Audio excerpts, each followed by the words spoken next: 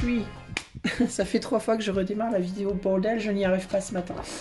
Alors, donc, hello everybody, c'est Isa. Je suis heureuse de vous retrouver, j'espère que cette fois sera la bonne, ça fait juste 2 fois que je m'y reprends. Parce que je sais pas pourquoi, mais je blablate sur des trucs qui, on s'en fout en fait, donc ça me saoule. Je sais pas pourquoi, il y a des jours comme ça. Je suis heureuse de vous retrouver pour, pardonnez ma voix, la canalisation. Alors j'ai des cartes devant moi, mais je sais pas si je vais les utiliser en fait. J'ai été inspirée de les sortir, mais je ne sais pas si je m'en servirai. Je vais faire une canalisation pour le collectif humain, entre guillemets, le collectif. Voilà. Et 3 canalisations pour 3 choix. Pour des messages généraux. Je ne vais pas poser de questions. On va voir ce qui vient, ce que vous devez entendre, on va dire, aujourd'hui. Les amis, je voulais quand même vous dire 2 petites choses avant de commencer. La première, c'est que demain, nous aurons sur la chaîne la deuxième partie du coin des allumés que j'ai créé en binôme avec Milandrune de la Cabane des Cartes, la chaîne La Cabane des Cartes.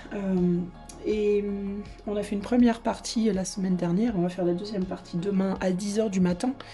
Et ce sera en live, donc vous pourrez poser vos questions. On invitera Céline Vincent qui est psycho-énergéticienne, qui a également une chaîne YouTube. Je crois que c'est Céline Vincent, l'âme... Je sais plus. J'avais pas prévu d'en parler en fait, donc j'ai pas noté. Bref, de toute façon, vous aurez le lien demain dans le live. L'âme quelque chose, je ne sais plus. Attendez, je vais essayer de voir, est-ce que je peux vous le donner là? En tout cas, non, je peux pas. Bon, c'est pas grave, je vous le mettrai, au pire, je vous mettrai le lien dans cette vidéo-là, puis je vous le remettrai de toute manière, je vous mettrai son lien et ses contacts dans le live de demain, de toute façon. Mais elle va venir nous parler médiumnité, Céline, en fait, demain. Donc, si vous avez envie d'en savoir plus sur la médiumnité, en tout cas, son point de vue de la médiumnité, je vous rappelle que ce podcast que l'on fait avec Milandrune, c'est vraiment... C'est un podcast qu'on a créé pour ouvrir le dialogue sur différentes manières de voir un même sujet. Donc ce sera en tout cas le point de vue de Céline, mais chacun son point de vue, et on invitera d'autres personnes qui en parleront peut-être sur d'autres points de vue, on verra. Mais en tout cas, Céline, elle viendra nous exposer un peu son point de vue sur la chose, et vous pourrez évidemment poser des questions, et on parlera d'autres choses aussi, j'en suis sûre, tout le long du live. Bref. Voilà, donc ça c'est demain à 10 h sur cette chaîne, et aussi vous pourrez retrouver les rediffusions sur les chaînes, j'imagine, de Céline et également de Milandrune, voilà, qui est la Cabane des Cartes.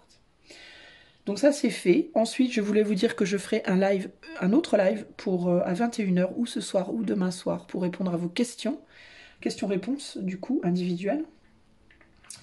Et c'est tout en termes d'annonces, je pense. Alors aujourd'hui, je vais faire de la canalisation principalement. Je ne sais pas si j'utiliserai les cartes ou pas, on verra. Je vais demander des messages généraux pour le collectif et également pour 3 choix.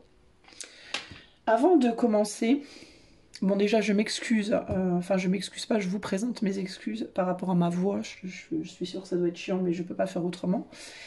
Avant de commencer, je voulais vous parler, enfin j'avais envie de vous dire un truc en fait qui me titille depuis plusieurs jours en fait véritablement.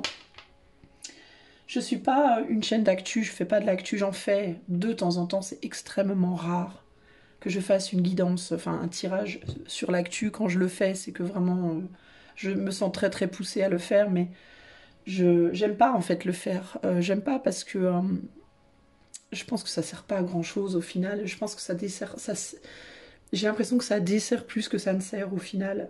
Mais bon, bref, je suis très concernée par l'actu, même si j'en parle pas. J'ai mes propres opinions, évidemment, par rapport aux choses qui se passent, que je vais pas vous partager ici, parce que c'est pas le sujet, tout simplement. Mais je voulais juste dire un truc, en fait, et vous serez libre, évidemment, de donner votre point de vue sur la chose. dans les commentaires si vous le souhaitez, de manière toujours respectueuse, s'il vous plaît. Même si vous n'êtes pas du tout d'accord avec moi, je vous demande simplement d'être dans le respect dans votre manière de formuler vos opinions. Voilà, moi je suis en train de...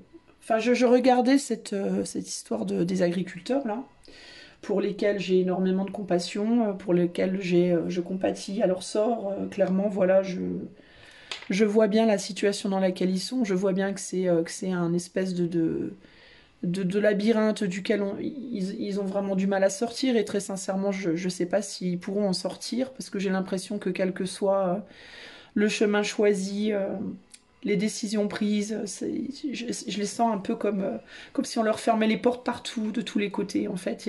Ça me fait penser à une espèce une mise en boîte, entre guillemets, un peu. Vous voyez ce que je veux dire? Littéralement. C'est intéressant d'ailleurs que ce terme-là me vienne, parce que la mise en boîte, c'est ce que font les gros industriels. Ils mettent les choses en boîte. Enfin, après, les petits aussi, j'imagine, mais la boîte, de manière générale, la boîte de conserve, c'est un truc très industrialisé. Et bah, j'ai l'impression véritablement qu'on met les agriculteurs en boîte. On les met en boîte, on les industrialise au maximum, voilà, on les met en cage. C'est assez horrible à dire, mais je pense que c'est vraiment la réalité de la situation. Je me suis laissée porter par la naïveté au tout début du mouvement, en me laissant emporter par l'espoir que ce mouvement irait quelque part. J'ai hier réalisé qu'il n'irait nulle part. Enfin, je vous expose mon point de vue. Je peux me tromper évidemment, et très sincèrement, je l'espère. J'aimerais, voilà, j'aimerais vraiment me dire des choses là, les choses qui vont suivre, j'aimerais vraiment qu'elles soient fausses, mais j'ai vraiment ce sentiment très profond qu'elles sont vraies, et je n'ai pas, non, j'ai pas tiré de carte, j'ai pas fait de guidance, j'ai pas, non. Je vous parle de mon cœur, en fait, je vous parle de mon ressenti personnel profond, et non analysé par les cartes ou autres méthodes. En fait, j'ai vraiment, je pense que ce mouvement n'ira pas très loin. Et je pense qu'il y aura d'autres mouvements derrière, hein. Il y aura probablement les soignants à nouveau, il y aura probablement d'autres transports, d'autres... Certes, mais je vois bien en fait qu'à chaque fois qu'il y a un mouvement, c'est un mouvement pour ma gueule, entre guillemets. Pardon pour la vulgarité un petit peu, mais c'est un peu ça l'idée, hein. C'est chacun fait son petit mouvement pour son petit groupe individuel. Alors parfois il y a un ou deux groupes qui s'associent parce qu'ils ont quelques intérêts communs, mais il y a à aucun moment en fait on a vu jamais, à part en 68 en fait. Mais je pense que c'était plus ou moins organisé. Pour moi c'était pas quelque chose de si naturel que ça, mais bref, c'est une autre histoire. Mais il n'y a pas de mouvement où tout le monde s'allie en fait. Il y a eu les Gilets jaunes, qui étaient un mouvement d'un peu de personnes de différents corps de métier, etc. Mais je suis pas certaine non plus que ça soit venu de manière totalement spontanée et naturelle. J'ai pas le sentiment en fait que les gens, de manière spontanée et naturelle, juste de même comme ça, euh, feraient un mouvement en fait où tout le monde serait capable à un moment donné de s'allier, de dire allez on y va tous ensemble. Pourquoi? Parce que j'ai pas le sentiment qu'on ait cette maturité en réalité en tant que groupe. Euh, les gens sont extrêmement focalisés sur leur intérêt personnel, avec ce pseudo-idéal de marchons tous ensemble, soyons solidaires, etc. C'est comme si la solidarité, c'était un espèce d'idéal. C'est comme si c'était quelque chose que les gens regardaient beaucoup à la télé, et puis qui se disaient à chaque fois, oh, qu'est-ce que c'est beau, et puis faudrait qu'on le fasse, c'est tellement bien, mais que dans leur vie, en mode au jour le jour, bah, c'était pas mis en place en fait. C'est comme cette espèce de grand rêve. Mais dont les gens ne comprennent pas que c'est totalement réalisable en réalité, hein. C'est totalement faisable, c'est absolument accessible dans la réalité. Mais c'est comme si les gens se disaient non, mais enfin, c'est même pas qu'ils se le disent, mais dans leur mode de fonctionnement, c'est pas spontané. Voilà, c'est pas quelque chose de spontané, la solidarité. C'est assez triste d'ailleurs, mais c'est un fait. Il y a aussi l'idée que beaucoup de gens qui sont solidaires le sont plus finalement parce qu'ils aiment à se voir solidaires quand ils se regardent dans le miroir, plus que parce que c'est une conviction véritablement profonde. Je sais que ça va pas plaire ce que je dis, hein, j'ai bien conscience, mais je vous dis, franchement, je vous parle du cœur, d'accord? Je vous parle vraiment du cœur, j'y mets pas les formes parce que c'est vraiment ce que je ressens en fait et ce que je constate aussi autour de moi. Il n'y a pas forcément besoin de regarder les gens enfin dans les médias en fait. Il suffit de regarder les gens autour de soi véritablement dans son entourage déjà premier personnel pour s'en rendre compte. Il y a un truc qui m'a vachement marqué hier. J'ai entendu un agriculteur parler. Je sais plus sur quel. Je regarde pas la télé. J'ai pas la télé. J'ai pas les news. J'ai pas BFM. J'ai pas tout ça. Donc c'était sur internet. Je sais plus où exactement. Et le monsieur était très triste. Il était en larmes. Il disait je vais rentrer chez moi. On va rentrer chez nous. Voilà. Parce que on peut pas avancer plus loin. On peut pas aller plus loin. Donc ça sert à rien. On va rentrer. Et puis il disait le monsieur. Ouais, on est venu. Alors, évidemment, lui, il l'a dit de manière très candide et de manière très enfin, sincère et il n'y a rien à reprocher. Enfin, c'est pas une critique ni une reproche ni quoi que ce soit, mais le monsieur a dit un truc du style oui, ah, on est triste, mais bon, on est venu là, on a vu que les gens nous soutenaient le long du chemin, mais quand même, on est triste parce que bon, on aurait voulu faire Rungis, Rungis, c'était le but. Ça aurait été bien. Mais quand je l'entendais parler, je me disais, mais en fait, est-ce que tu es venu pour défendre ta vie ou est-ce que tu es venu pour chercher une forme de reconnaissance, un sentiment d'être reconnu, finalement? Est-ce que ce que tu es venu défendre, c'est véritablement ton steak, ton beefsteak, véritablement, ou est-ce que tu es venu parce que tu veux être vu et entendu? Et je dis pas, attention, je ne dis pas que le monsieur, il disait ça pour faire des vues sur YouTube ou quoi, ou je sais plus quel média j'ai vu ça. Hein. C'est pas du tout ça. Hein. C'est pas ce que j'insinue. Ce que j'insinue, c'est au fond du fond, qu'est-ce que ce monsieur voulait le plus? Est-ce que ce monsieur voulait le plus savoir qu'il allait pouvoir manger à la fin du mois? Ou est-ce que ce monsieur avait surtout envie qu'on l'entende, qu'on le voie, qu'on sache qu'il existe? Vous voyez ce que je veux dire? Qu'on le considère. Parce que dans son discours, en fait, j'entendais pas, et c'est pour ça que les combats, je crois, ne vont pas loin quand il y a des manifs. C'est parce que dans son discours, moi, ce que j'entendais, c'était absolument pas je veux qu'on me donne plus d'argent, je veux qu'on permette à mon entreprise de fonctionner, je veux. C'est pas ce que j'ai entendu, moi. Moi, dans son discours, j'ai entendu je veux qu'on me voie, je veux qu'on m'entende, je veux qu'on me reconnaisse. Je veux qu'on sache que je suis là, qu'on sache que j'existe. Et ce monsieur, il pleurait, il avait des larmes aux yeux et il était extrêmement sincère et extrêmement triste, c'était une évidence. Mais ce qu'il aurait voulu, c'est aller à Rungis. Pourquoi il voulait aller à Rungis? Parce qu'à Rungis, il y avait tous les... C'était le coin de regroupement, c'était le coin symbolique. Encore une fois, on est dans la symbolique. C'est comme s'il disait, en gros, le but, c'était Rungis. Il n'a pas dit le but c'était qu'on écoute mes revendications. Il n'a pas dit le but c'était qu'on me donne ce que je voulais. Non, il a dit moi je voulais aller à Rungis. Vous voyez la différence? Ça n'a rien à voir en fait. Hein. À aucun moment il a dit j'aurais voulu qu'on me donne plus d'argent pour mon entreprise. J'aurais voulu qu'on change les trucs au niveau de l'Europe. J'aurais voulu. Non, il a dit nous on voulait aller à Rungis. Et il n'a pas dit moi d'ailleurs, il a dit nous. Donc c'était, et après il a dit, mais cette épopée c'était une belle épopée. Donc il y a vraiment ce côté, c'était presque une aventure pour lui. C'était comme si soudainement il revivait en fait. C'est comme si c'était presque plus important l'expérience de la manifestation. L'expérience du voyage, d'aller de là où il vivait jusqu'à Rungis. C'était son Lord of the Rings. Vous voyez ce que je veux dire? Son seigneur, sa quête de l'anneau. C'était plus finalement de monter dans son tracteur et d'aller jusqu'à Rungis avec tous ses amis. Un peu comme le Seigneur des Anneaux, vous voyez? Que finalement d'avoir quelque chose au bout, quoi. En termes de matériel, en termes de matérialité. Il y a derrière ça, moi, ce que j'y vois et ce que j'y ressens, c'est une quête plus que toute autre chose de changement, en fait. Et c'est pas véritablement nécessairement euh, matériel. C'est beaucoup plus profond. Moi, j'ai ressenti quelque chose de vachement plus profond. J'ai ressenti un besoin profond que lui, je pense, n'a pas perçu. en fait. Parce que, et je pense que c'est pas que lui, hein, je parle de ce monsieur-là, parce que ce monsieur-là, son discours m'a marqué, moi, personnellement. C'était un discours comme on entendait 20 000 hein, sur toutes les chaînes. Enfin, moi, j'ai pas les chaînes, mais sur YouTube, tout ça, hein, ils montrent des extraits d'émissions, de machin, et tout le monde disait à peu près la même chose. Chacun a son petit but, son petit truc que chacun voulait faire. Mais c'est plus...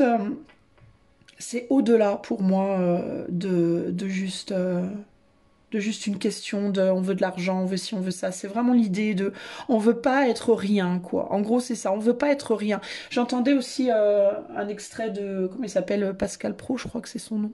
Enfin, je sais plus. Une agricultrice, enfin, une fille d'agricultrice qui travaillait dans autre chose maintenant, mais qui disait. Qui était de Dijon, je crois d'ailleurs, de ma ville natale d'ailleurs, et qui disait on est toujours considérés, nous, comme des bouseux, les agriculteurs. On n'est pas considérés comme des gens bien, comme des gens classe, comme des gens cool, comme des gens... Ouais, on n'est pas cool en fait aux yeux des gens. On est des bouseux, on vit dans la boue, dans la merde, dans... Vous voyez ce que je veux dire? Elle disait ça, et ça la faisait pleurer. Elle disait, moi, c'est très triste, on n'est pas respecté, on n'est pas... Et encore une fois, elle venait pour parler des revendications, du métier, machin, mais en réalité, elle, ce qu'elle voulait dire, c'est pourquoi on nous considère comme de la merde en fait? Pourquoi on nous dit que on est bête, on est mal habillé, qu'on est moche, qu'on est parce qu'on travaille à la campagne, que... Vous voyez ce que je veux dire? Et encore une fois, on ressentait derrière ça quelque chose de bien plus profond que juste une question de on n'est pas assez payé, on n'est pas assez... Et en réalité, moi, ça m'a vachement marqué. Je me suis dit, mais en fait, c'est pour ça que les mouvements, ils durent pas, en fait. Parce que les mouvements, ils sont pas solidaires. Si c'était solidaire, ça durait beaucoup plus longtemps, forcément. Mais c'est surtout parce que, au final, les gens, ils font pas ces mouvements-là.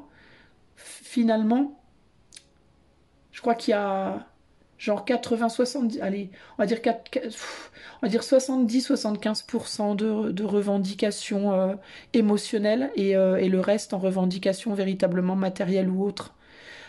C'est pour ça que quand on leur donne une miette, genre bah, on va vous donner, allez, on va vous filer 1 000 € à la fin du mois, allez, à la fin de ce mois-ci, on vous donne une prime de 1 000 €. Ouais, youpi, on rentre chez nous, mais c'est parce que tout le monde dit, mais c'est tout, vous prenez ça et vous rentrez. Mais oui, parce qu'ils ont eu la reconnaissance que leur âme demandait d'avoir, en fait. Vous comprenez ce que je veux dire? Ça montre bien qu'en réalité, le côté matériel n'est pas si important. Ce n'est pas vraiment ça qui importe en réalité. Mais ce qui importe, c'est vraiment ce sentiment d'être vu, reconnu, entendu, aimé, apprécié. Les gens ont envie de savoir qu'ils sont aimés, en fait. Et dans ce monde, il n'y a plus d'amour. Il y a beaucoup de sexe, il y a beaucoup de trash, il y a beaucoup de... Justement, on mise tout sur le matériel, l'argent, le CUL, vous voyez ce que je veux dire, tout ce qui est... dans ta face, quoi, un peu tout ce qui est trash, quoi. Mais on mise plus rien sur le cœur, sur l'appréciation de la valeur de l'autre, etc., etc., etc. Et pourquoi les mouvements ne durent pas? Ben pour ça. Parce qu'en fait les médias, quand ils parlent des mouvements, ils parlent du côté de la revendication matérielle, voilà, de la revendication d'un confort de vie matériel, voilà. C'est toujours focalisé sur l'argent, les contrats, les machins, mais c'est pas focalisé sur justement tout ce qui est profond. Si c'était focalisé justement sur la profondeur humaine des gens, je pense qu'il y aurait beaucoup plus de solidarité.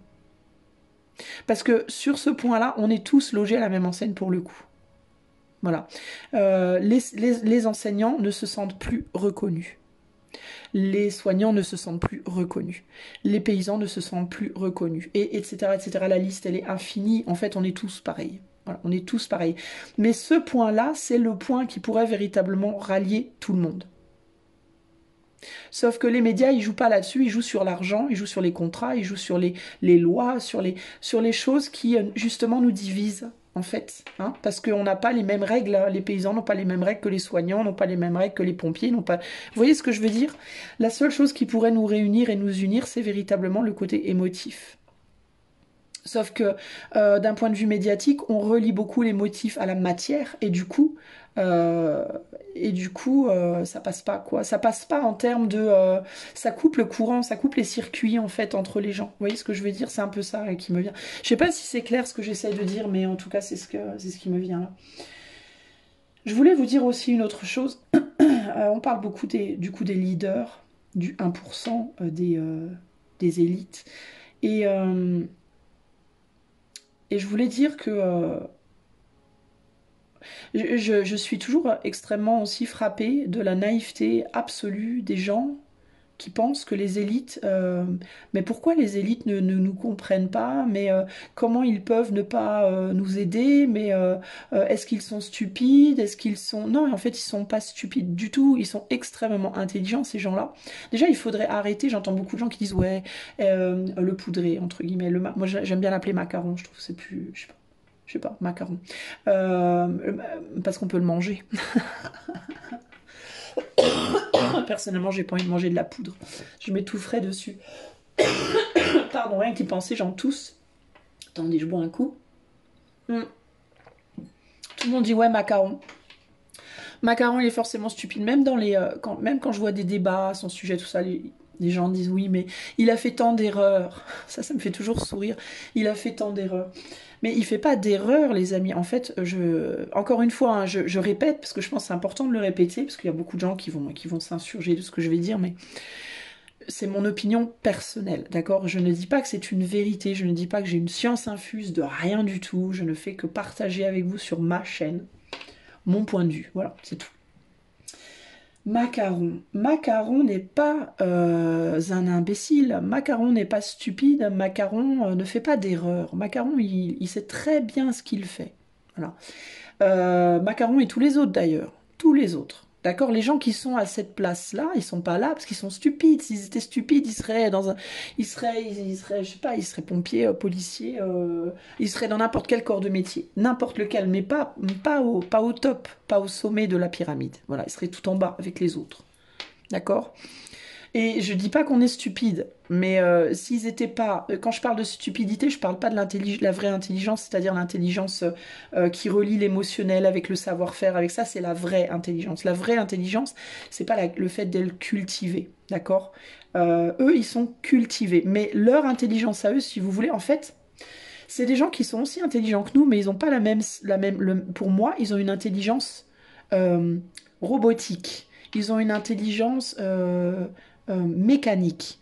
Une intelligence, c'est-à-dire que nous, on a l'intelligence émotionnelle. On a une intelligence du cœur. Vous voyez?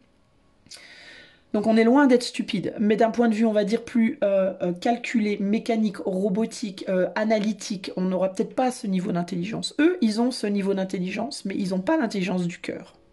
Ou ils en ont beaucoup moins, en tout cas. Certains d'entre eux n'en ont aucune. En fait, l'intelligence, c'est pas juste... on peut pas dire ça, c'est l'intelligence et c'est tout. Non. Vous voyez? L'intelligence, elle a différents visages, elle a différentes facettes, elle a différentes manières de se manifester.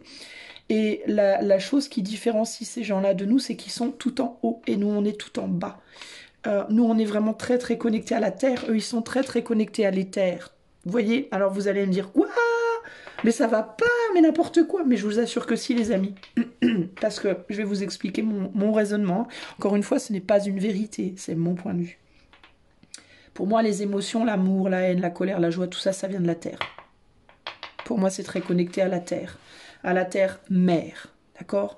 Pourquoi on l'appelle la terre mère? Parce qu'on est sur du féminin. Le féminin, c'est les émotions. Ok? Eux, ils sont connectés à l'éther, c'est-à-dire qu'ils sont connectés au Père, ils sont connectés aux religions, ils sont connectés à la magie, à tout ce qui est invisible. Et l'invisible, c'est aussi le froid. Le haut, c'est l'univers. L'univers est noir, l'univers est vide. Enfin, il n'est pas vide, il est plein d'étoiles et de machin, mais vous voyez ce que je veux dire, il est froid. Voilà. Il n'y a pas de gravité, il n'y a pas de... Voilà, il est froid. Donc, il y a une intelligence analytique, mentale, froide, calculée, de base. Nous, on est les gens qui sont très très émotifs et qui ont une réflexion basée énormément sur les émotions. En fait, plus tu es émotif ou émotive et plus tu es connecté plus à la terre. On ne pourra jamais se comprendre. En fait, les gens qui sont au sommet, bah, ils sont au sommet parce qu'ils sont en haut, donc du côté de l'éther, du côté du ciel, du côté de l'espace. C'est des gens qui sont extrêmement froids, c'est des gens qui regardent les choses de haut. Et plus on regarde les choses d'en haut, et plus on se détache des émotions, et plus on voit les choses d'une manière extrêmement détachée. ok? On n'est plus attaché à l'amour, à la haine, à la joie, tout ça. Tout ça, ça devient... Plus on est des Attali, des Mac-Mac, des Rothschild, et moins on est connecté à tout ça, en fait. Ça veut pas dire qu'ils ressentent jamais d'amour ou quoi, ok? C'est parce qu'ils vivent, ils ont quand même les pieds ancrés sur la terre, donc ils vivent quand même... il y a forcément des moments dans leur vie où ils vont ressentir un peu de joie, un peu... Mais, mais ils ont ce détachement très analytique, très calculé, puis très élevé surtout, qui fait qu'ils voient pas les choses comme nous. Nous, on pourra jamais comprendre comment eux ils pensent, parce que pour vraiment le comprendre, il faudrait être dans leur godasse, en fait. Et à moins de l'avoir été dans une vie passée, et puis de s'en souvenir, ou je ne sais pas, mais euh, c'est quasiment impossible de véritablement comprendre leur point de vue, en fait. Donc, eux, ils nous méprisent parce qu'ils nous voient comme les petites fourmis, là, qui courent, qui grouillent sur la terre, qui sont extrêmement connectées, qui sont très émotives, très réactives. Ils s'amusent à essayer de nous piétiner, ça les amuse beaucoup. Et nous, de notre côté, on les voit comme de la MERDE parce que eux, ils sont froids et détachés et ils nous paraissent comme des espèces de robots sans cœur et infâmes. Et on est tout le temps en train de se friter, en fait, les uns les autres, mais en fait, ce qu'on voit pas, et ça c'est là, je pense que le point le plus important et le plus triste de tout, et des deux côtés, hein, pas que de notre côté à nous, mais du leur aussi, c'est qu'on pourrait pas fonctionner sans l'autre en fait. Et vous allez me dire, encore une fois, je sais qu'il y en a qui vont s'insurger, qui vont dire, mais n'importe quoi, c'est des conneries, mais je vous entends, hein, mais c'est pas grave, vous avez le droit évidemment de vous insurger. Pourquoi on pourrait pas? Ben parce qu'on serait pas on serait pas dans cet univers en fait. Cet univers-là, il a été créé comme ça. Il a été fait comme ça. Pourquoi il a été fait comme ça? Ben euh, parce qu'il faut, parce que pour que notre réalité existe, il faut qu'il y ait une sorte d'équilibre entre les deux. C'est comme des aimants, si vous voulez. Je sais pas comment vous expliquer. C'est comme des aimants qui, selon comment on les tourne, ils vont s'attirer ou se rejeter. Mais il y a cette idée ben, un aimant tout seul, il sert à rien en fait. S'il n'y en a pas un deuxième pour venir provoquer des choses, une répulsion ou une attraction. Vous voyez, l'aimant, vous mettez un aimant là, comme ça, ben oui, d'accord, et rien, rien, voilà, pour qu'il se passe un truc, pour que ce soit intéressant, pour que ça provoque des choses, des pensées, des réactions, des machins, il faut qu'il y en ait deux en fait. Mais si vous mettez les deux mêmes, ben ça se repousse, il n'y a rien qui se crée, il n'y a rien qui fusionne en fait. Donc vous êtes obligé d'en mettre un plus, un moins. Sauf que le fait de fusionner, le fait de se clipser et de former un tout, comme notre univers, l'espace et la Terre fonctionnent ensemble, euh, bah vous êtes obligé d'avoir un plus, un moins. Sauf que c'est pas parce que ça fusionne que ça devient un tout, mais dans ce tout, ben, il y a quand même le caractère du plus et le caractère du moins, ils sont très conservés néanmoins. Vous voyez ce que je veux dire? Enfin, je sais pas comment vous expliquer, mais et les deux pourront jamais être l'autre, en fait. L'un pourra jamais être l'autre, en réalité. Enfin, je sais pas si c'est clair tout ça, mais plutôt que en fait, il faudrait qu'on arrive sur un plan collectif, mais ça, je sais pas si c'est faisable, si un jour ça sera faisable. C'est une belle utopie, mais je sais pas, un beau rêve, mais à comprendre que l'autre n'est pas là pour nous détruire, en fait. L'autre est là pour nous faire avancer. Mais avancer, ça ne veut pas toujours dire que c'est agréable. D'ailleurs, souvent, on avance quand on est dans l'inconfort. Quand on est dans le confort, quand on est bien, on n'a pas envie de bouger son derrière, entre guillemets.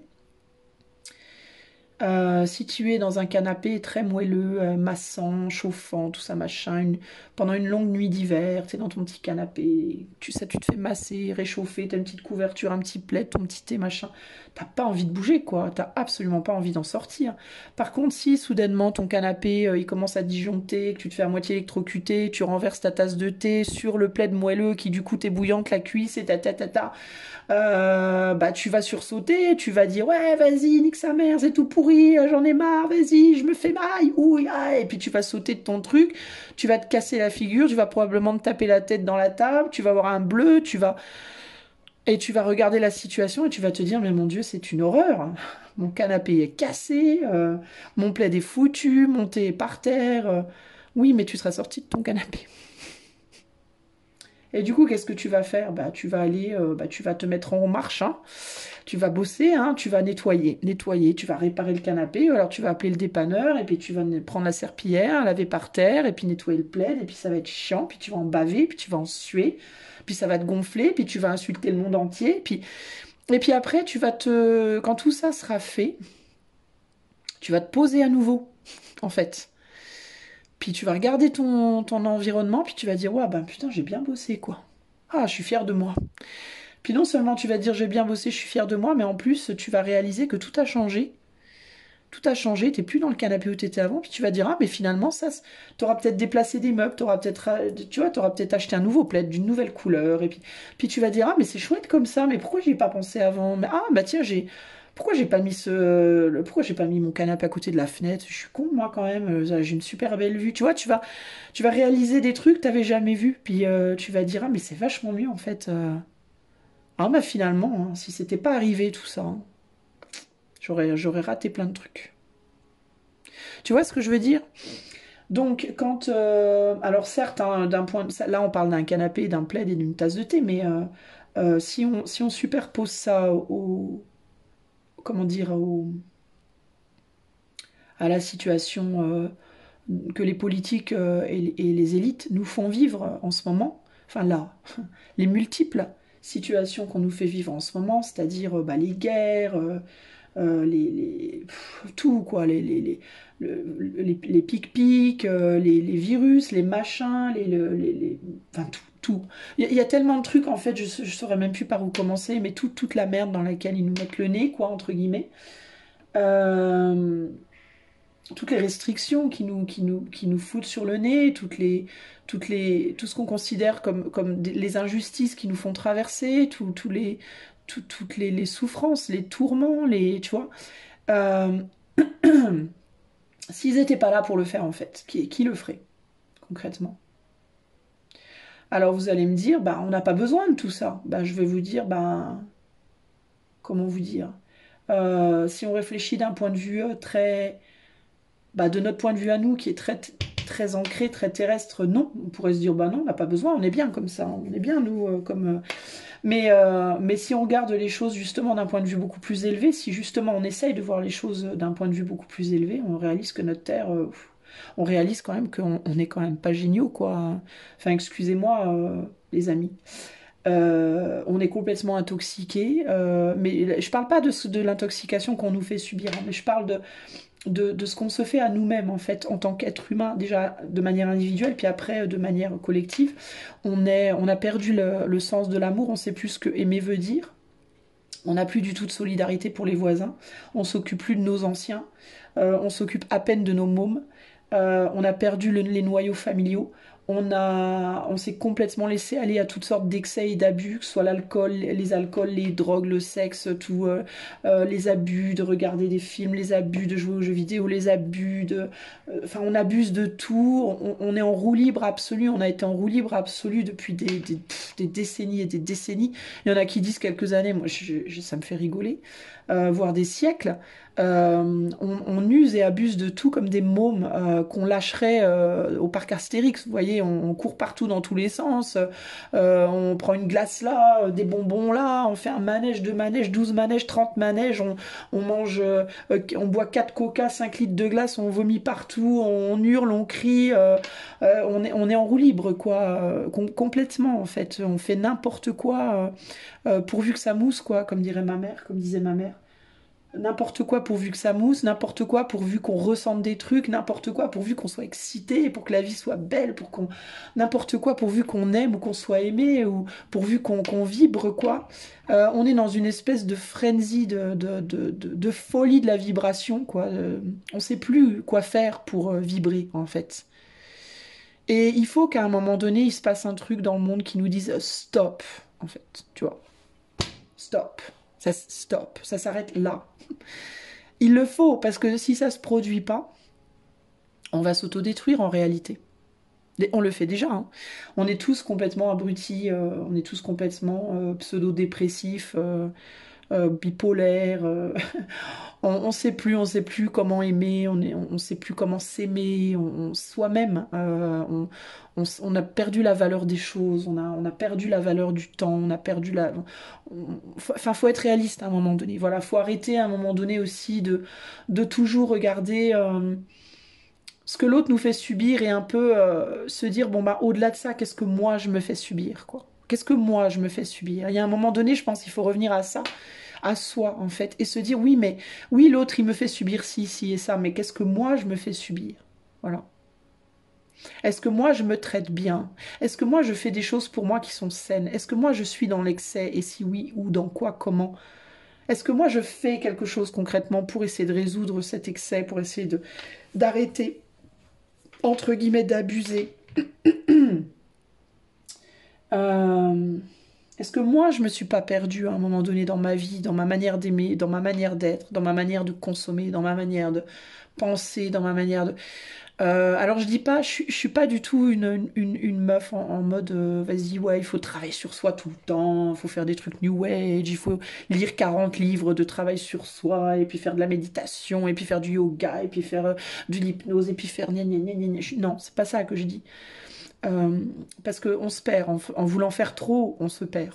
On devient complètement barjot, mais dans l'autre sens, pour le coup, là, on perd tous ses repères, on ne sait plus où on en est. On ne sait plus penser que par les conseils qu'on nous a donnés, puis on oublie de penser par soi-même, donc ça sert à rien.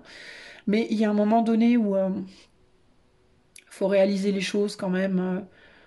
Enfin, je vais vous donner un exemple con, mais par exemple, si tu es quelqu'un qui... je vais même pas dire si tu es quelqu'un, mais une personne, par exemple, qui va regarder justement les news ou autres et qui va dire ouais les gens ils sont pas solidaires, regardez regardez les fermiers, les agriculteurs ils souffrent et personne ne suit et gna gna gna gna. Est-ce que toi quand tu sors de chez toi et que tu vois quelqu'un en galère, est-ce que tu aides la personne déjà? Est-ce que toi est-ce que toi si tu sors de chez toi et que tu vois quelqu'un se faire attaquer, est-ce que tu vas aller aider la personne? Est-ce que tu vas prendre le risque d'aller aider la personne? Toi qui dis toi qui dis aux autres qu'ils ne sont pas solidaires. Est-ce que toi, quand tu sors de chez toi, tu vas aller donner à manger à la personne qui a rien, qui est là assise sur ton trottoir, sur ton coin de trottoir dans le froid? Est-ce que toi, quand tu vois quelqu'un dans ton boulot qui est en difficulté, qui galère à faire son travail, est-ce que tu vas te proposer à lui donner un coup de main? Est-ce que toi, tu vas t'occuper de ton grand-père ou ta grand-mère qui est en maison de retraite et qui te voit une fois tous les 3 ans? Est-ce que toi, tu vas téléphoner à tes amis pour leur demander comment ils vont? Est-ce que tout... Enfin, tu vois ce que je veux dire? Avant d'aller donner des leçons ou d'aller te dire que c'est dégueulasse ou d'aller comment dire, pas te rebeller, mais t'indigner euh, pour des grandes causes. Est-ce que tu t'indignes pour les petites causes de ta propre vie, en fait? Voilà, c'est ça, en fait, que j'essaie de te dire, mon ami. Avant d'aller t'indigner pour les grandes causes, est-ce que tu t'indignes pour les petites causes de ta propre vie? Et je te pose pas la question en mode moi je le fais, toi pourquoi tu le fais pas? C'est pas ça, hein, parce que moi je le fais pas toujours, hein. Moi je suis comme tout le monde, hein. Moi j'ai des côtés très chouettes et j'ai des côtés pourris et je sais. Mais par contre, je vais quand même me reconnaître en moi ma capacité justement à me questionner et à au moins essayer de changer des choses quand je vois qu'il y a un truc qui cloche. Voilà, c'est la petite tape sur le dos que je me donne à moi-même, parce que je le fais ça, par contre. Certes, je suis pas parfaite, mais on peut pas être parfait. Enfin, puis encore, la perfection est tellement subjective. Mais, euh, mais j'essaye au moins. J'essaye de me poser des questions et d'améliorer, de m'améliorer, même si je suis très loin d'être parfaite, concrètement. Selon ma propre définition de la perfection, cela étant. Bref, le fait est que on le fait pas, en fait. On le fait pas. On s'indigne pour des grandes causes et pas pour la sienne. Pourquoi? Alors, je vais demander maintenant, je vais vous dire. Pourquoi on le fait pas? Ben, c'est très simple, en fait. C'est parce que c'est vachement moins rigolo. C'est moins drôle. C'est moins drôle de se préoccuper du pote au boulot qui galère plutôt que de se préoccuper des agriculteurs. C'est moins intense.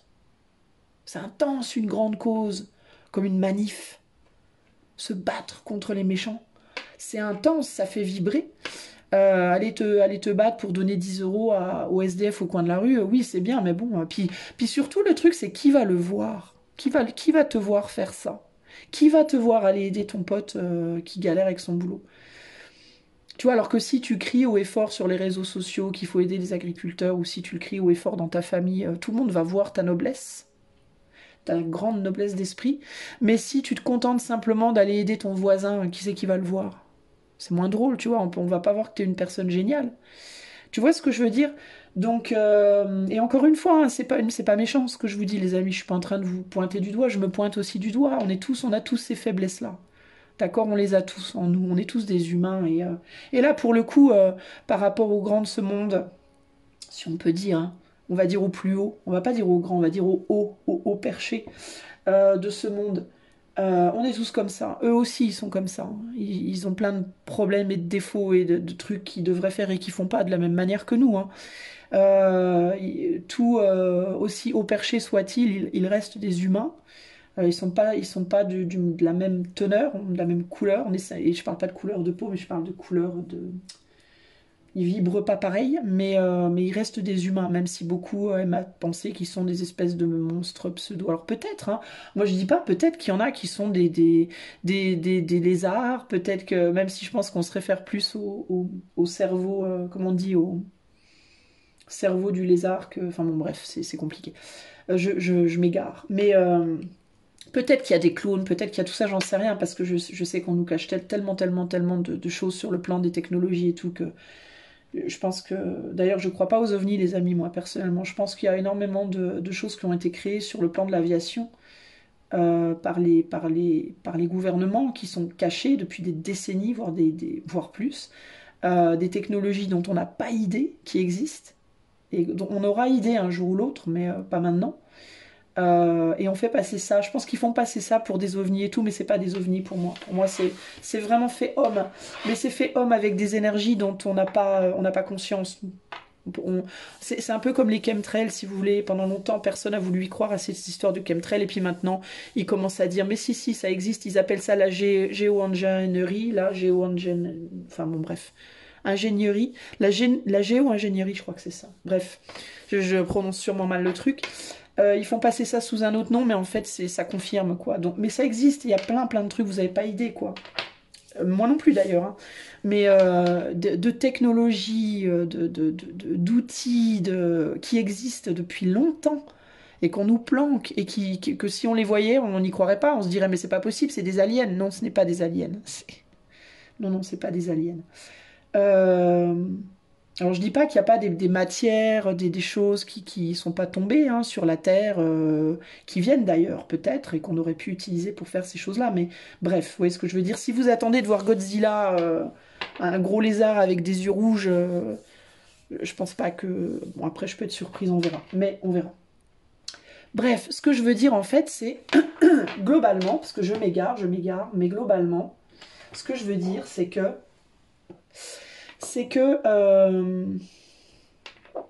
ces gens-là, non, ils vont pas en fait. Ces gens-là, ils sont pas stupides. Déjà, arrêtez de croire qu'ils sont bêtes. Arrêtez de croire qu'ils savent pas ce qu'ils font aussi, parce qu'ils savent très très bien ce qu'ils font. Ils sont extrêmement. Rappelez-vous, les amis, que nous, on a une intelligence émotionnelle. Eux, ils ont une intelligence analytique, psychologique, de chirurgiens mentaux. Ils calculent tout. Ils font des plans sur des dizaines, centaines d'années. Ils font pas des plans sur dans 3 ans ou dans un an. Ils font des plans sur dans 10, 20, 30, 40, 100 ans. Ils regardent très très très loin parce qu'ils voient les choses de bien plus haut que nous. Il faut le comprendre, ça, et arrêter de dire qu'ils sont stupides. Ils ne sont pas stupides, ils ne font pas d'erreurs. Si erreurs ils font, c'est des erreurs calculées. D'accord? C'est pas des vraies erreurs, c'est des erreurs calculées. S'ils étaient stupides et s'ils faisaient des erreurs, mais ça ne ferait pas des décennies et des décennies qu'ils auraient le contrôle sur le monde. Ça date pas d'hier, ce contrôle. Les gens qui pensent que c'est des Illuminati ou autres, je sais même pas si c'est vrai ce nom. C'est peut-être un nom qu'ils laissent circuler médiatiquement parce que ça sert leur agenda, on ne sait pas. Mais c'est des familles qui sont très très anciennes et qui viennent de très très loin et qui qui gèrent le monde depuis extrêmement longtemps, depuis des générations et des générations. Et vous croyez vraiment que si ces gens-là étaient bêtes et que si ces gens-là faisaient des erreurs, ils auraient été capables de tenir aussi longtemps? Enfin, à un moment donné, il faut remettre les pieds sur terre, les gars, quoi. Les gars, les filles. C'est des gens extrêmement intelligents qui savent extrêmement bien ce qu'ils font, qui nous voient d'en haut, qui nous gèrent d'en haut, qui ont 40 longueurs d'avance, voire 60, voire 100, voire je sais pas combien. 666 longueurs d'avance, tiens, on va dire ça comme ça, ou 777 selon les maisons. Longueur d'avance sur nous. Nous, quand on pense un truc, on se dit, ouais, on a compris leur schéma, ils vont faire ça, ça, ça. Ben eux, ils en sont déjà à 10 schémas plus loin, quoi. Vous voyez ce que je veux dire? D'ailleurs, je pense qu'ils doivent beaucoup rigoler. Très sincèrement, moi, je suis persuadée qu'ils doivent faire des réunions des fois et passer des vidéos et se bidonner sur les trucs qu'on sort et qu'ils doivent se dire, mais si seulement, mais si ils savaient. Bref, c'est pas rigolo. Mais c'est pas rigolo pour nous, mais pour eux, c'est rigolo. Enfin, bref. Sauf que ces gens-là, en fait, non, ils vont pas vous aider. Non, ils vont pas nous aider, ils vont pas nous sauver, ils vont pas changer les lois, ils vont pas nous soigner. C'est pas dans leur intérêt, c'est pas. Et leur intérêt, c'est d'être horrible avec nous, c'est d'être cruel, c'est d'être méchant, c'est d'être mauvais, c'est d'être destructeur avec nous. Et pourquoi c'est leur intérêt? Parce que d'un point de vue universel, d'un point de vue de Dieu, qui lui, pour moi, enfin lui, je dis lui, mais pour moi, c'est une force qui englobe tout. Donc nous en bas et eux en haut, et tout ce qui est entre les deux. Ils ont leur rôle à jouer, en fait, ces gens-là, dans nos vies. Enfin, ils ont leur rôle à jouer, et leur rôle, c'est de détruire. Donc si on attend qu'ils changent ou qu'ils disparaissent, ça n'arrivera jamais, en fait. Ça n'arrivera jamais. Ils ont leur rôle, et leur rôle, c'est de détruire. Pourquoi ils viennent détruire? Pour nous secouer. Pour secouer la fourmilière, entre guillemets. Ils viennent littéralement donner des coups de pied dans la fourmilière. Pourquoi? Parce que la fourmilière, elle est encroûtée. De notre point de vue à nous, on va dire, mais pas du tout, mais tu te rends compte de ce que tu dis. Mais j'entends bien, mais de leur point de vue à eux, voire du point de vue de Dieu, entre guillemets, la fourmilière, elle est encroûtée. Donc il faut trouver une solution pour venir donner des coups de pied dedans pour qu'elle elle se bouge, la fourmilière. Vous voyez ce que je veux dire? Et c'est leur rôle à eux, c'est de faire ça, précisément. Ils le feront plus quand la fourmilière, elle se bougera. Mais la fourmilière, elle va se bouger comment? La fourmilière, elle va pas se bouger en mode on va demander aux 100 fourmis qui sont là-bas de faire tout pour les autres. C'est pas comme ça que ça fonctionne, hein. Il va falloir que toute la fourmilière bouge. Et pour que toute la fourmilière bouge, il faut d'abord que chaque fourmi individuelle bouge. Vous voyez ce que je veux dire? Donc en gros, ce que j'essaie de vous dire, c'est que non, il n'y aura pas de changement. Non, il n'y aura pas de manifestation. Non, il n'y aura pas de... non. Si il y a, ça viendra. Alors, il pourrait y avoir, mais si ça vient, ça viendra par la force et la brutalité. Ça viendra par des événements horribles. Ne vous attendez pas à ce que demain, soudainement, je sais pas, moi, comment il s'appelle il me vient là, celui qui chantait là. Il est tombé par terre, c'est la faute à Voltaire, le petit gamin là. Vous attendez pas à ce que demain il y a un petit gamin comme ça qui sorte dans la rue en chantant une chanson et puis d'un seul coup, tous les gens autour se mettent à danser avec lui. Enfin, on n'est pas dans une comédie musicale, quoi. Vous voyez, c'est pas, on n'est pas dans Mathilda, quoi. Big up à Bye Mathilda d'ailleurs. Non, mais voyez, on n'est pas dans, parce que je pensais à elle en disant ce nom-là. Je dis Mathilda parce que mes gamins regardaient la comédie musicale ce matin, donc c'est pour ça que j'y pense. Mais c'est pas comme ça que ça marche. Ça, c'est à la télé. Ça, c'est dans les films. Mais alors, oui, d'une certaine manière, la vie de tous les jours, c'est un peu un film aussi, d'une certaine façon. Encore une fois, si on regarde ça de très en haut. Mais c'est pas comme ça que ça marche, quoi, les amis. Je sais pas comment vous dire en fait, puis je sais plus où j'en étais. Bon bref, du coup je crois que c'est un peu ma canalisation de ce matin. Je vais pas faire une canalisation globale pour tout le monde du coup parce que j'ai beaucoup parlé. Je vais faire la canalisation pour 3 choix. Mais ouais, je voulais vous parler de tout ça parce que vraiment ça me tenait à cœur de vous en parler. Je sais pas pourquoi en fait, j'avais besoin de vous parler de ça ce matin. Je sais pas. Je souhaite pas qu'il se passe des choses trop catastrophiques, personnellement, du tout.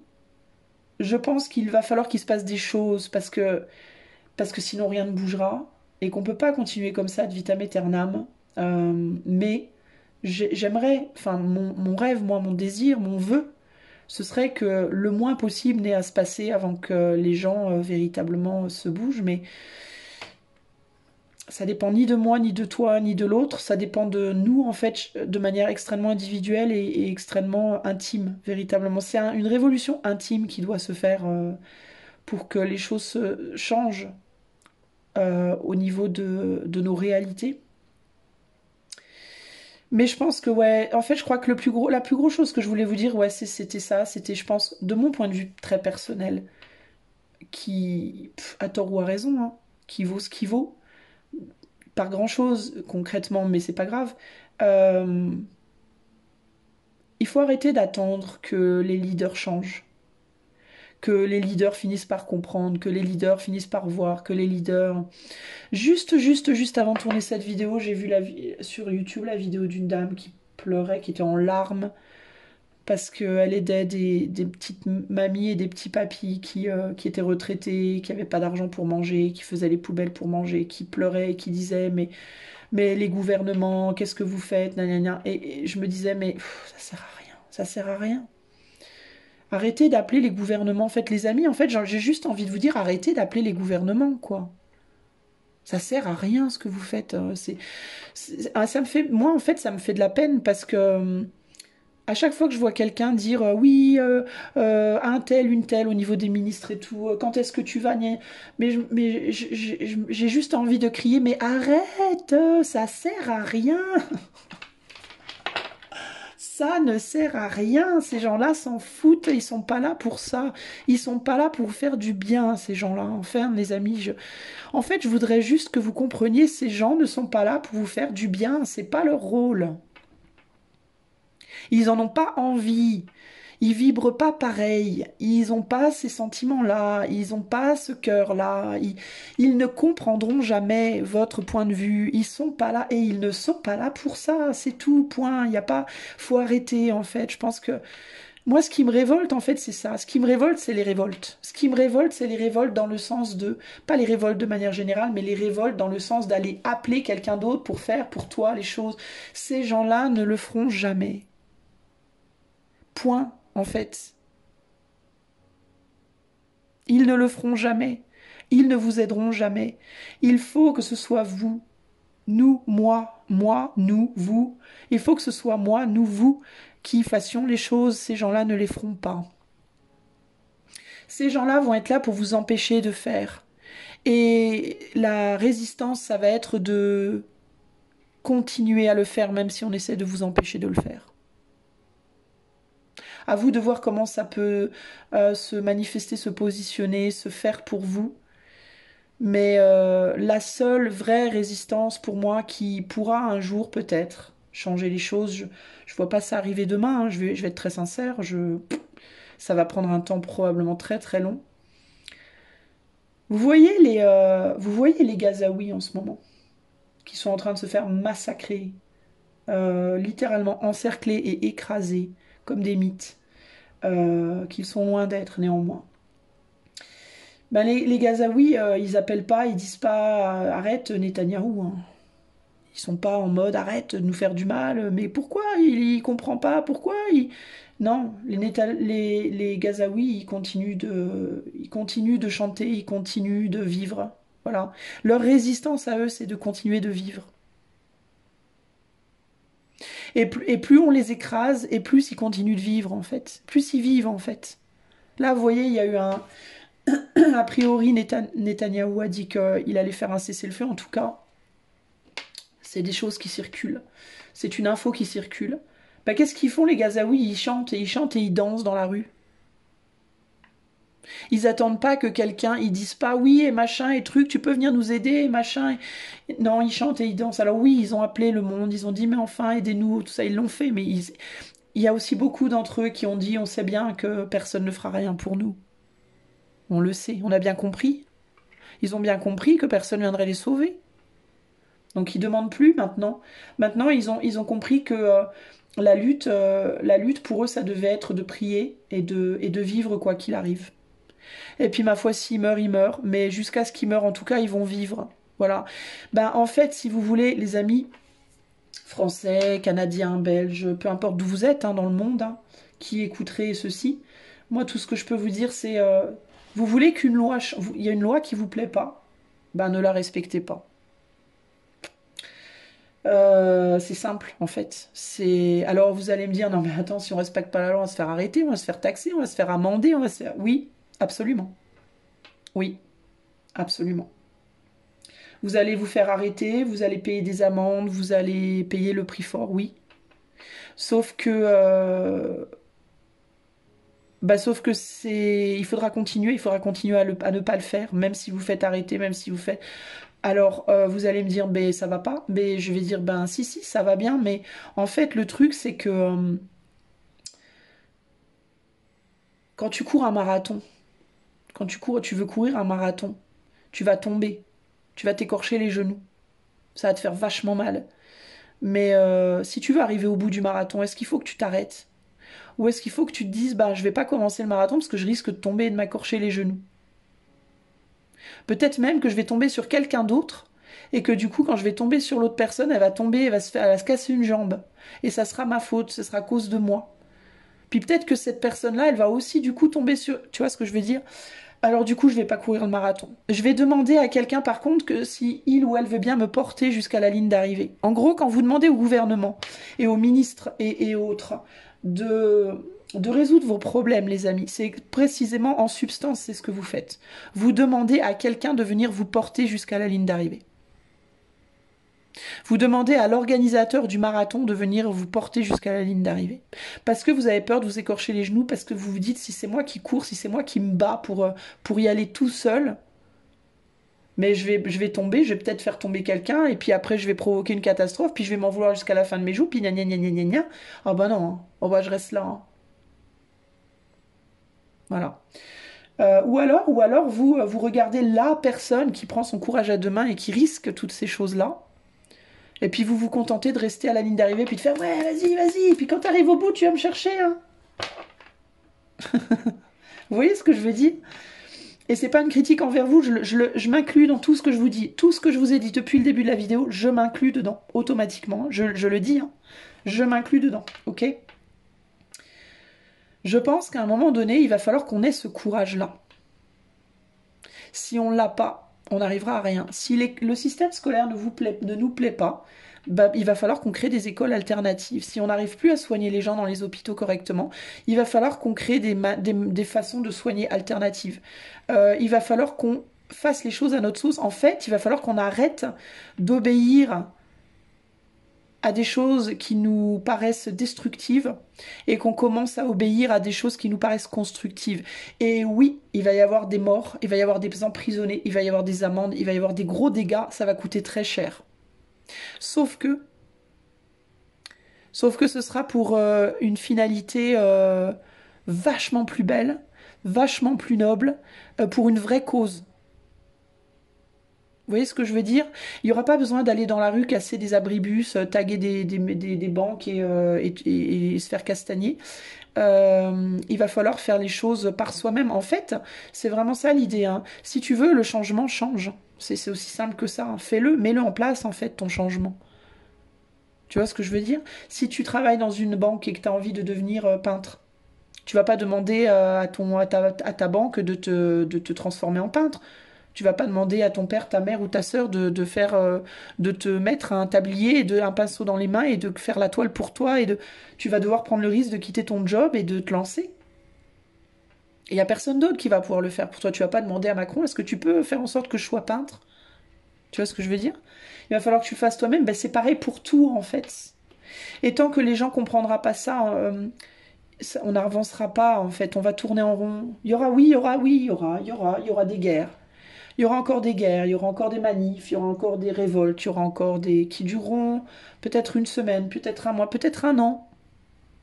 Et puis au bout d'un moment, ben, on nous donnera des miettes, et puis comme on aura un sentiment d'une forme de reconnaissance, peut-être que certains auront été vus dans des journaux, dans des médias, se sentiront un petit peu plus élevés, mieux reconnus.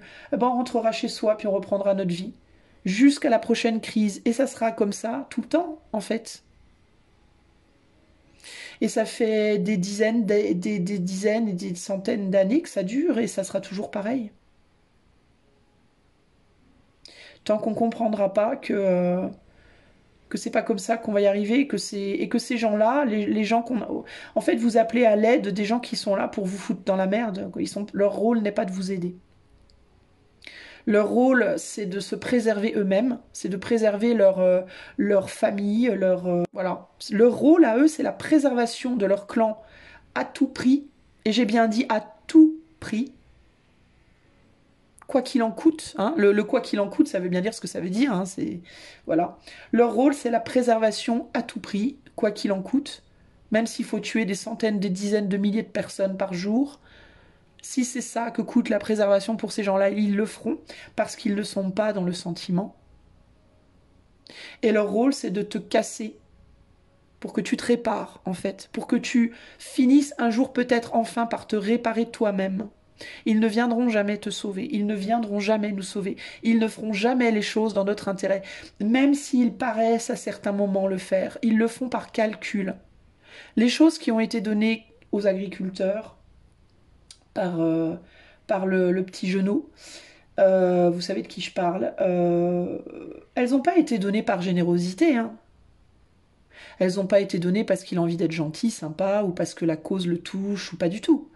Elles ont été données parce que c'est calculé tout ça. Tout est calculé, c'est un calcul. C'est une faveur calculée, c'est un peu comme le diable si tu veux. Le diable il va te demander il va te donner tout ce que tu veux, mais il faut que tu lui donnes ton âme quand même. Faut pas déconner quoi. Il te donne pas tous tes désirs pour te faire plaisir, le diable. Il te les donne parce qu'il récupère ton âme derrière. Ton âme c'est ce que tu as de plus précieux. Donc il va te donner des petits désirs comme ça. Tu veux de l'argent? Tiens, tu veux du pouvoir? Tiens. Tiens, tu veux du sexe? Tiens, tiens, prends. Tu veux de la célébrité? Prends.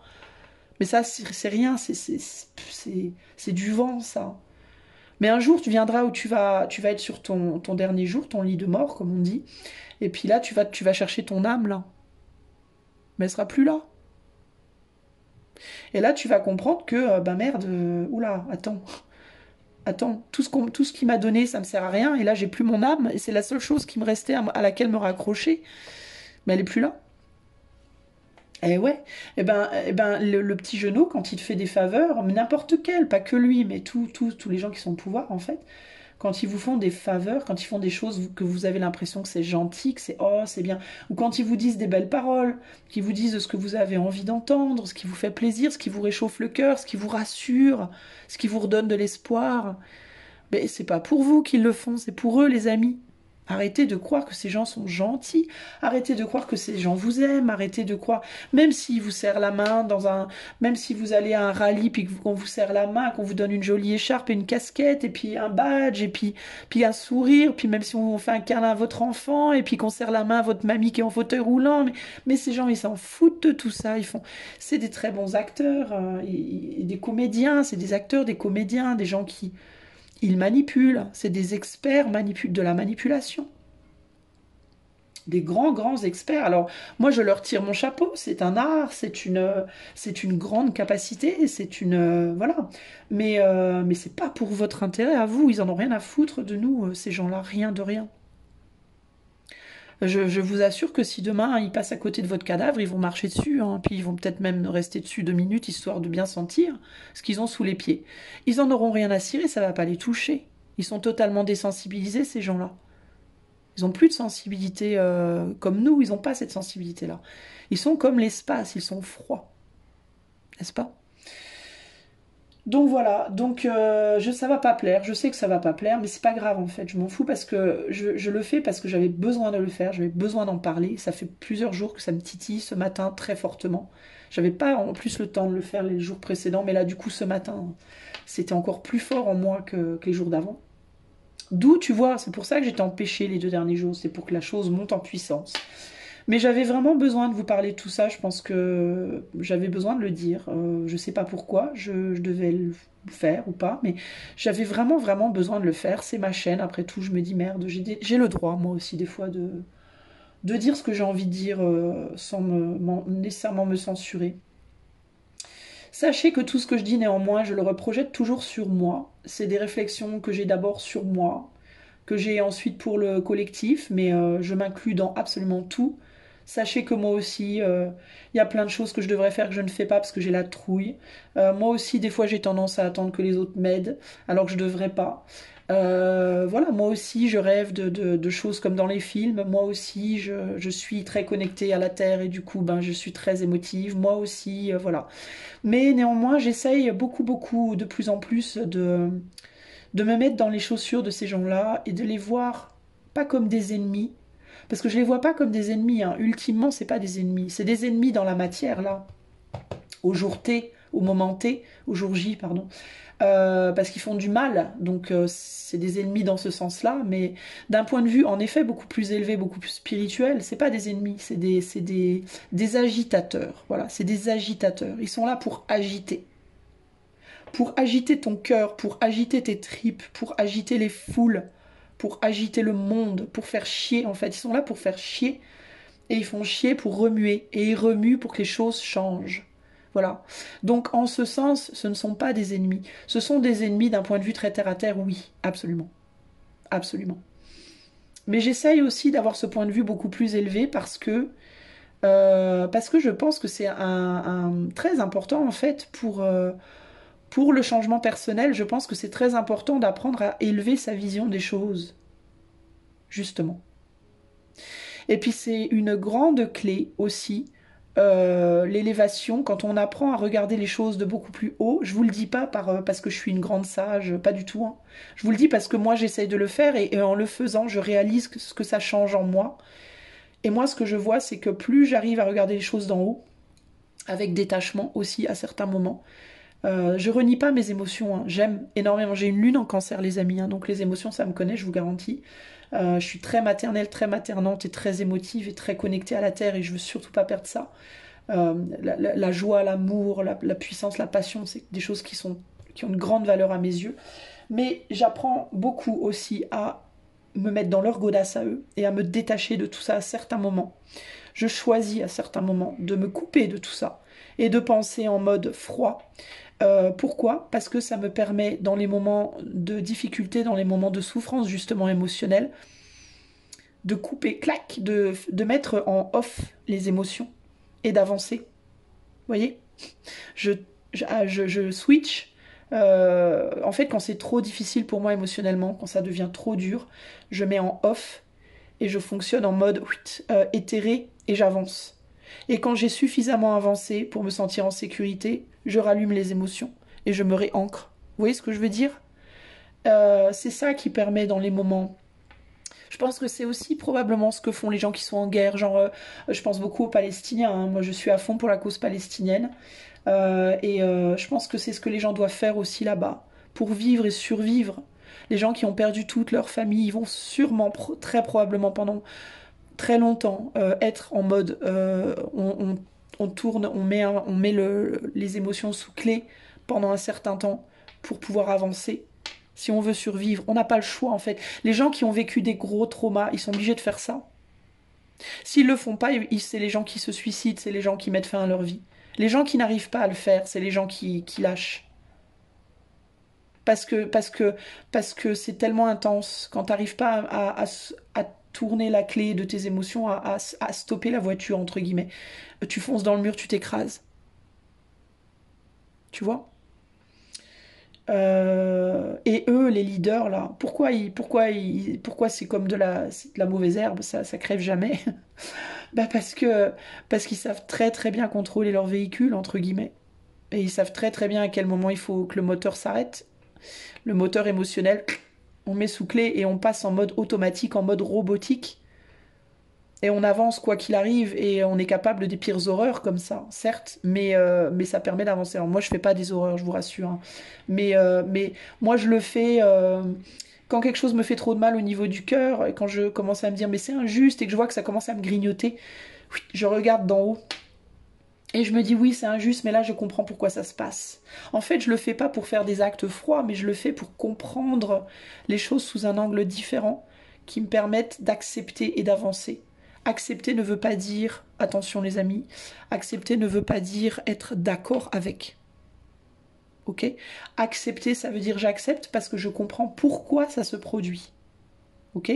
De la même manière que, oh, je me suis cassé une jambe, merde, je peux pas aller au concert de machin truc.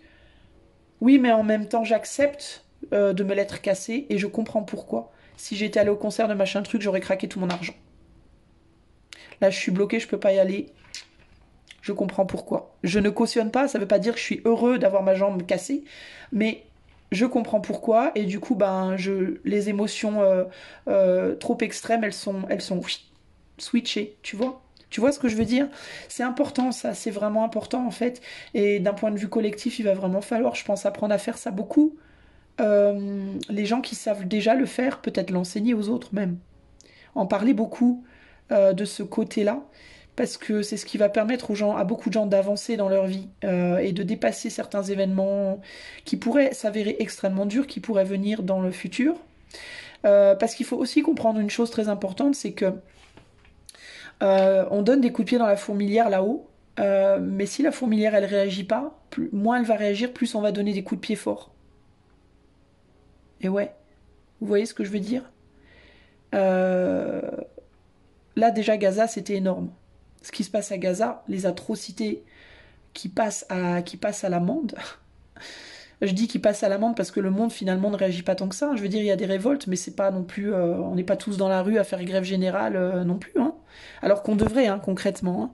En tant qu'être humain solidaire, on devrait. Hein. On devrait, tous les pays du monde devraient être bloqués là maintenant hein, pour défendre Gaza, hein, concrètement. Mais on le fait pas. Vous voyez le truc? Et donc comme on le fait pas, ça va monter en puissance. Ça va monter en puissance jusqu'à ce qu'éventuellement on en arrive à des choses comme ça. Les choses ne changeront pas tant qu'on n'arrivera pas à des niveaux de catastrophe suffisants pour bouger les fesses des gens. Parce que c'est le rôle de ces gens-là, c'est le rôle des gens au perché. Ils sont là pour foutre la merde. Ils sont pas là pour nous faire des câlins, des bisous et nous donner des sucettes à l'Annie. Annie, n'est-ce pas? Bref, je vais arrêter là pour ce qui est du collectif. Je voulais canaliser, mais j'ai plus ou moins canalisé finalement, parce que de toute façon, j'étais en mode de dire ce qui me venait, donc c'est un petit peu comme si. Je sais que c'est pas plaisant, j'ai bien conscience que ce que je viens de dire, tout ce que je viens de vous dire là pendant... Wow, ça doit faire un bon moment que je le dis, je sais même pas si je vais faire... Je vais peut-être bien faire les choix sur une vidéo différente d'ailleurs, ça sera plus simple. Ça fait un sacré bon moment que je parle, donc je vais arrêter là. Les amis, j'ai bien conscience que c'est extrêmement désagréable ce que je viens de vous dire. J'ai jamais été une licorne à paillettes, et je n'en serai jamais une, c'est pas mon truc. J'ai jamais aimé ça. J'aime pas les couleurs pastel nécessairement, je les aime bien, mais de temps en temps. Je suis plus dans les tons un peu plus comme ça, moi. Vous voyez? Non, mais voilà, je vais pas venir vous dire oui, il faut être solidaire, aimez-vous, faites-vous des bisous, lancez-vous des fleurs par la fenêtre, faites des actions ruban rose. Non, non, parce que ça sert à rien en fait, et je vais pas être quelqu'un qui va promouvoir ce genre de truc qui sert à rien, quoi. Qui sert à flatter son ego, qui sert à, encore une fois, à réveiller beaucoup d'émotions, mais des émotions qui servent à rien finalement, qui sont pas constructives sur le long terme. C'est beau si vous voulez. Je vais pas vous dire que j'aime pas ça, je vais pas vous dire que c'est pas joli, des mouvements comme ça solidaires et tout. C'est agréable, c'est beau à voir, c'est inspirant, c'est. Oui, mais ça, c'est des choses, c'est comme des allumettes qu'on craque et puis ça s'éteint. Bien alors on va en craquer une autre. Ah, puis ça s'éteint. Vous voyez? D'ailleurs, c'est très. Pour les gens qui regardent beaucoup de vidéos sur l'amour, là, parce que vous attendez le retour de quelqu'un, parce que vous voulez rencontrer quelqu'un, parce que gna gna gna. Il y a beaucoup de gens qui cherchent la passion finalement, hein, qui veulent vibrer, qui veulent des émotions fortes, rencontrer l'homme ou la femme de leur vie, qu'on vous décolle du sol et qu'on vous emmène dans des émotions comme ça, foudroyantes, avec une sexualité débridée, un peu comme Autant n'emporte le vent, ou je sais pas quoi. Enfin, il n'y a pas de sexualité débridée, non, enfin, je crois pas. Bref, dans ce film-là. Mais les amis, c'est beau ça, mais ça dure pas en fait. Donc vous allez vivre ça pendant quoi? 6 mois, 1 an, 2 ans, vous allez brûler comme telle une belle allumette. Et puis après quoi? Après vous allez vous éteindre, puis vous allez être dégoûté, puis vous allez revenir regarder des vidéos, et puis vous allez ah, il m'a plaqué, salopard, gna gna, ou connasse. Et puis quand est-ce que je rencontre quelqu'un, et puis est-ce qu'il reviendra? Et puis rebelote, et ça recommence encore et encore. Vous voyez ce que je veux dire, les amis? En fait, vous aboutissez à rien. Eh ben, c'est la même chose sur le plan collectif, dans nos relations, euh, dans nos relations les uns aux autres et dans nos relations à la vie de manière générale. On veut toujours que des allumettes, que du feu de paille. On cherche toujours de l'intensité, mais on a oublié que l'intensité, ça brûle très vite et puis après ça part. Et puis quand ça part, ça nous laisse cramer, quoi. Comme l'allumette. On est cramé, on n'est plus rien, quoi. Voilà, et donc il faut réfléchir après, qu'est-ce que vous voulez en fait, les amis? Est-ce que vous voulez continuer comme ça ou est-ce que vous avez envie de quelque chose qui sera peut-être moins intense, certes, mais vachement plus pérenne, quoi. Voyez? Puis beaucoup plus riche aussi. Parce que vous vous enrichissez pas beaucoup finalement. Pendant une passion, on s'enrichit pas en fait. On n'apprend pas grand-chose d'une passion, hein. On apprend que ça fait mal. Voilà, on apprend. Ouais, parfois on peut tomber dans. On peut philosopher un peu sur la vie, on peut devenir poète, on peut. Vous voyez. Mais qu'est-ce qu'on en apprend globalement? On est tellement dans un plaisir. On est juste enivré dans le plaisir, mais on n'apprend pas grand-chose finalement. On apprend beaucoup plus d'un point de vue humain sur une relation long terme, où on galère, mais on galère à deux. Vous voyez? Et puis on mûrit, puis on évolue, puis voilà. Voilà. Bon, après, je dis ça, je dis rien, mais je pense que si le monde globalement, si l'humain globalement est peu mature, finalement, bah, c'est justement parce qu'il est trop dans la passion. Voilà. Puis qu'il apprend pas grand-chose. Il brûle beaucoup, mais il apprend pas grand-chose. Voilà ce que je voulais vous dire. Bah écoutez, on va arrêter là pour là. Voilà. Et puis, on va dire que c'est juste un message que je voulais vous faire passer. Et puis, je vais faire une autre vidéo derrière avec les 3 choix. Je vous fais des gros bisous. N'hésitez pas à partager vos points de vue, à dire ce que vous en pensez, à vous exprimer, hein. Même si vous êtes complètement opposé à ma façon de voir les choses, il n'y a pas de problème, à condition que ce soit respectueux dans votre manière de vous adresser à moi. Je vous respecte dans ma manière de m'adresser à vous, donc ben, j'attends un petit peu la même chose de votre côté. Et puis si vous le faites pas, puis si c'est juste des commentaires en mode tu pues du cul, t'es moche, t'es con, enfin je vois pas l'intérêt, donc je les enlèverai ceux-là. Voilà. Je vous fais des gros bisous et je vous dis à bientôt. Ciao ciao.